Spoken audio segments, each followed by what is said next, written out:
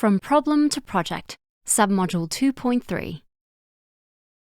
This submodule will give you insights into what it is and how to develop a problem tree, an analysis of objectives, and an analysis of strategies. Furthermore, the logical framework approach, or LFA, will be introduced as a whole, including its sequence of completion and the vertical and horizontal logics in reading a logical framework matrix. In this submodule, you will learn that 1. The problem tree is a method of mapping out the core problem of a project along with its causes and effects. 2. The problem tree can be turned into an objective tree that further helps you to identify the strategy of your project. 3. The logical framework approach is an analytical process supporting project planning and management. It can be applied in any project, regardless if it is required or not. 4. Whilst the LFA is the analytical process, the logical framework matrix is the product of this process. 5. The logical framework matrix provides an overview of the project's aim, objectives, activities, anticipated results, and indicators, but also risks that may affect the success of your project. 6. The logical framework matrix should not be seen as a rigid tool. Instead, project managers should revisit their matrix to consider eventual changes and opportunities in the project. In Submodule 2.1, we presented different definitions of a project and emphasized that any project is an activity, a set of activities that lead to the achievement of NGO's goals, mission, and finally, vision. But how should an NGO ensure that their project is based upon a thorough analysis of an existing problem and responds in the best possible way to the needs of the identified target group and final beneficiaries? An effective tool in this regard, known as the problem tree, can be borrowed from the development sector and used in the formulation phase of your project, be it small or large. The problem tree method allows you to identify the real problems of your beneficiaries and establish the cause-effect relationships between them. The result of this process is presented in a diagram placing the identified causes of an existing negative situation underneath and its effects on top. Before starting to develop a problem tree, it is important that you have made a stakeholder analysis defining your target group and final beneficiaries. Consult the reading list of this submodule to learn how to do so. Consider also that you may have already defined your target group and final beneficiaries through your organization strategy. These may, for example, be children with disabilities, young offenders, elderly in your community, minority groups, etc. To develop the problem tree, 1. Brainstorm major problems related to a specific situation. 2. From the identified problems, select 1. This is the starter or the core problem. 3. Brainstorm related problems to the starter problem. 4. Establish a hierarchy of cause and effects by putting below the problems that directly cause the starter problem, putting above those problems that directly affect the starter problem. 5. Connect the problems with cause-effect arrows showing the key links. 6. Review the diagram to ensure that it is valid and complete.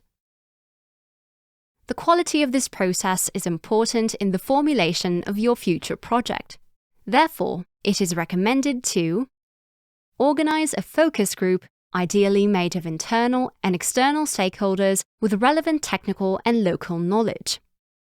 Allocate sufficient time for the process.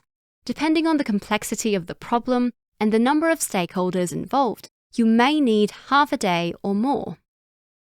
Have a whiteboard or large sheets of paper, post-it notes, and markers in different colors. Have a facilitator well informed about the core problem and context. Optional, have specialized software such as DoView or MS Visio to transfer your product in electronic format.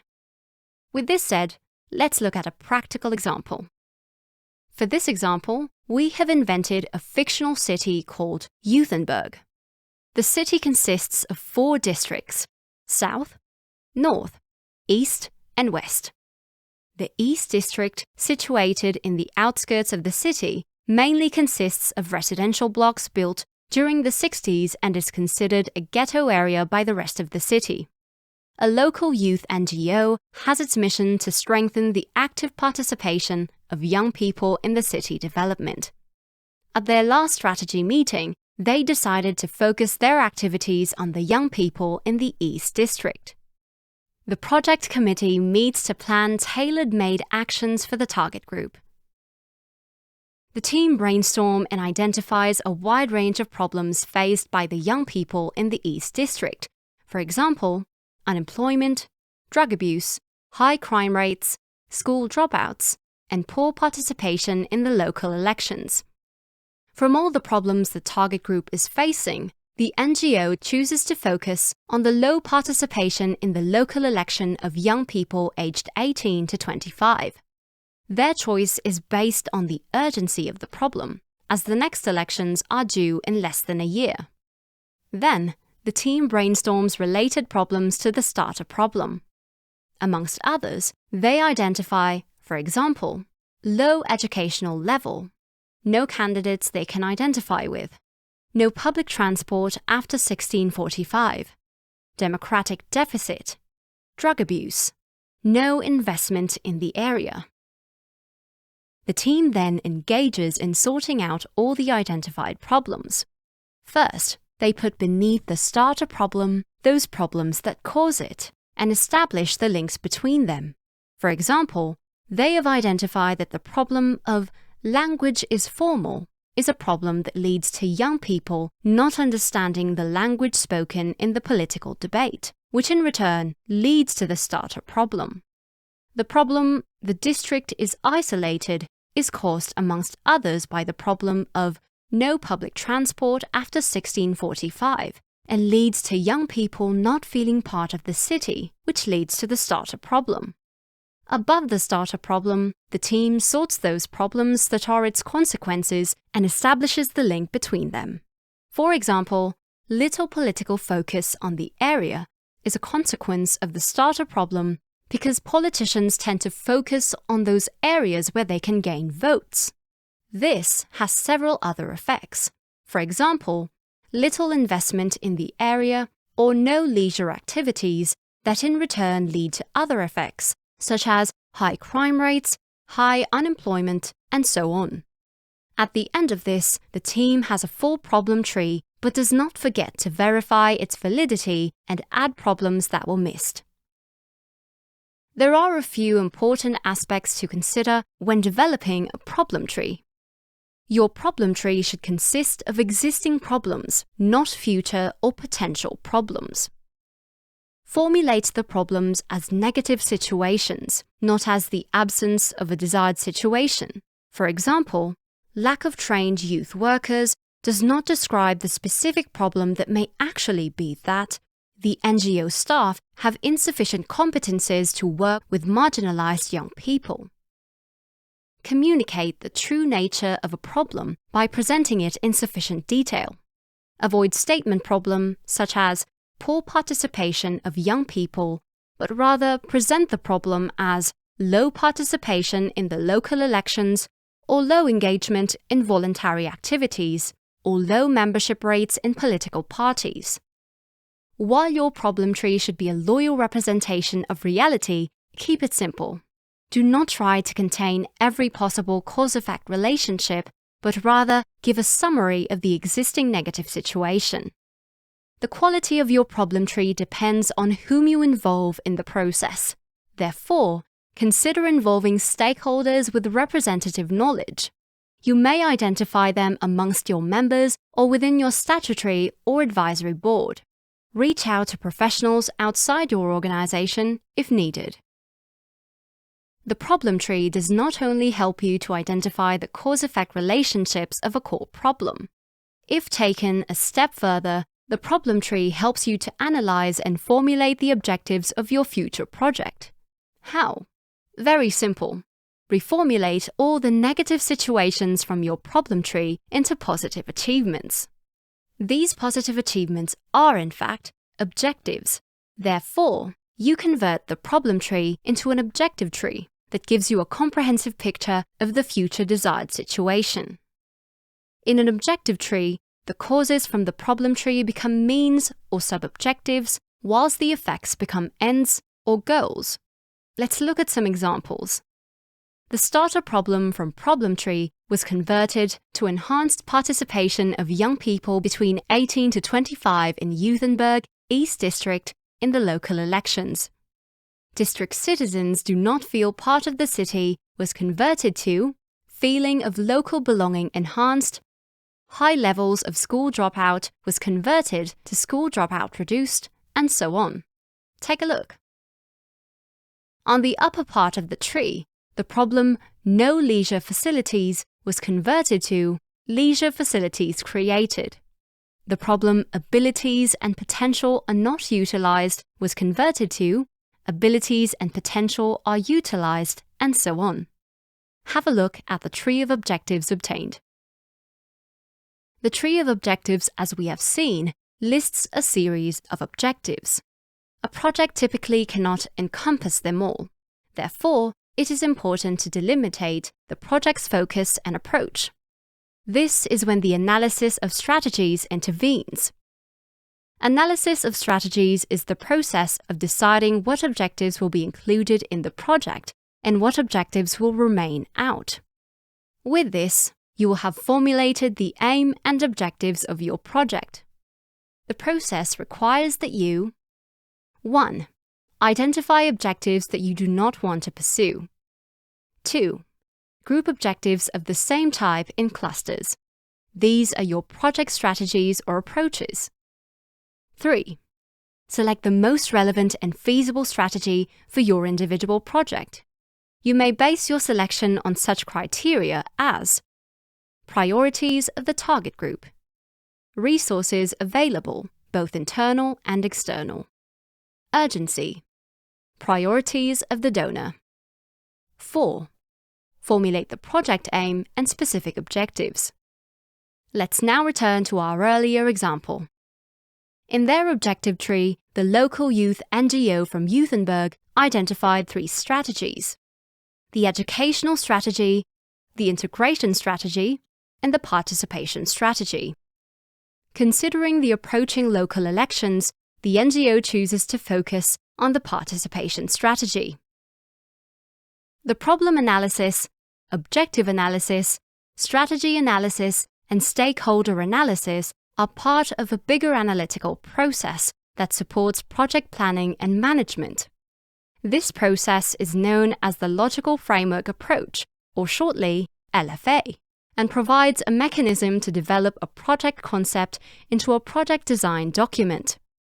Although the LFA is most often required by donors in the development sector, project managers can benefit from developing and using an LFA for any other project even when not required by donors.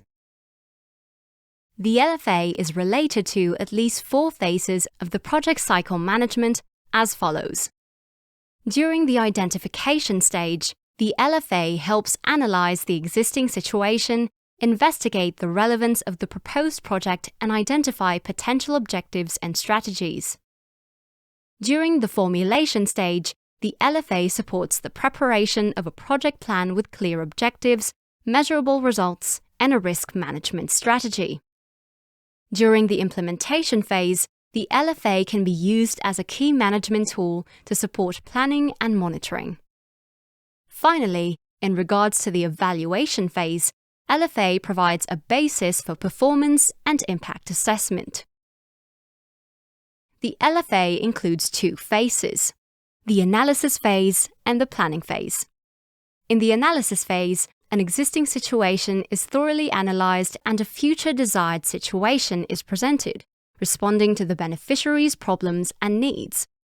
It is in this phase that project managers develop the stakeholder analysis, the problem analysis, the analysis of objective, and the analysis of strategies. The main results of the analysis phase are then used in the planning phase of the logical framework approach, where they are summarized in a matrix known as the logical framework matrix, or shortly, the log frame. The logical framework matrix typically consists of 4 columns and 4 rows, showing the most important aspects of a project. The first column is dedicated to your project description. This column shows the intervention logic of the project and summarizes 4 key elements. The project aim, also called the overall objective.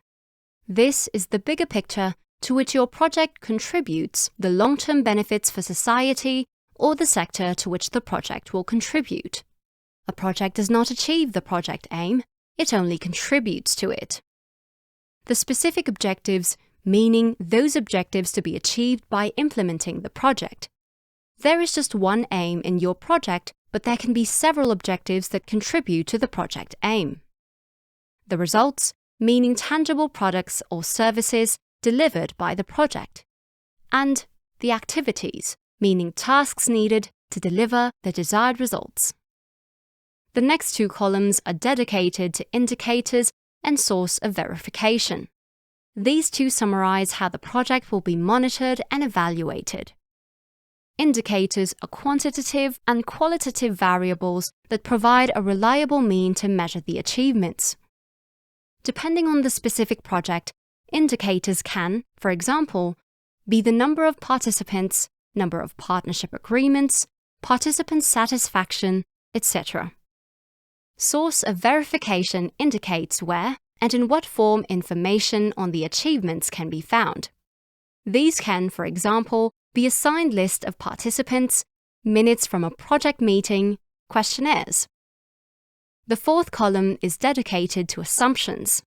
These are external factors that can influence or determine the success of your project but are outside of your direct control. They need to hold true as to achieve the results, the specific objectives, and finally, contribute to the project aim. Depending on the project, an assumption can, for example, be that current specific national legislation remains unchanged. The preparation of a log frame is an interactive process. As new parts of the matrix are drafted, previous information needs to be reviewed and, if required, revised. However, there is a general sequence recommended to completing the matrix. This starts with a project description, top-down, then continues with the assumptions, bottom-up, followed by the indicators and then sources of verification working across. Note that assumptions are not made in relation to the project aim, whilst indicators and sources of verification as a point of departure are not included for activities. Once completed, the log frame can be read in a vertical logic and a horizontal logic. The vertical logic allows you to visualize and reflect on the sequence of steps that contribute to your project aim. The vertical logic to the log frame is read from bottom up as follows. Once the activities have been carried and if the assumptions at this level hold true, the corresponding results will be achieved. Once these results and the corresponding assumptions at this level are fulfilled, the specific objectives will be achieved. And once the specific objectives have been achieved and the corresponding assumptions hold true, the project has contributed to achieving the aim. Reading the LFA through the horizontal logic will show you how progress and performance will be monitored and based on which sources of information. Finally, here are some notes for your consideration. The LFA can be an effective analytical and management tool, but it is not a substitute for experience and professional judgment. The logical framework matrix is a summary, not a substitute of a full project description. The logical framework matrix should not be seen by project managers as a rigid tool. Instead, project managers should revisit their matrix constantly, both during the planning and management of the project, to take into account eventual changes and opportunities. Do not make a logical framework matrix just because the donor asks you to. Instead, use the logical framework approach to guide the design process of your project. This submodule presented a simplified explanation of the logical framework approach. To learn more, please consult the corresponding bibliography and reading list. We have now reached the end of this submodule, where you have learned that 1. The problem tree is a method of mapping out the core problem of a project, along with its causes and effects. 2.